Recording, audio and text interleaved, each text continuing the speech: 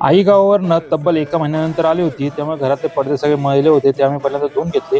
धुतल्यानंतर सुकल्यानंतर ते पडदे परत खिडक्यांना लावून घेतले. आता शिवण्याचा टेंट मध्ये करत होता, त्यामुळे पहिल्यांदा टेंट काढला. टेंट काढल्यानंतर टेंटच्या पाईप गोळा केल्या आणि एका जागेवर ठेवल्या. आणि आज होतं होळीचं पूजन. त्यासाठी होळी पूजनासाठी मला खाली जायचं म्हणून फ्रेश झालो. फ्रेश होऊन कुर्ता बिर्ता घातला. तर तुमच्या भावाला कुर्ता कसा दिसतोय हे मला कमेंट करून सांगा. तोपर्यंत मी किचनमध्ये गेलो आणि बायको काय करते हे बघितलं. तर बायको निवदाचं ताट तयार करत होती. दोन ताट होते. एक घरातल्या देवासाठी निवेद्याचं ताट होतं आणि एक होळीसाठी होतं. घरातल्या देवाला पहिल्यांदा नैवेद्य दाखवला आणि नैवेद्य दाखवल्यानंतर घरातल्या देवाची पहिल्यांदा आरती केली. आरती करून झाल्यानंतर नारळ फोडला. नारळ घरातल्या देवाला दाखवला आणि चालू होता आता होळीचं पूजन करण्यासाठी. होळीचं पूजन करण्यासाठी मी पाण्याचा तांब्या हातात घेतला होता आणि चाललो होतो आम्ही तिघजण खाली होळीचं पूजन करण्यासाठी.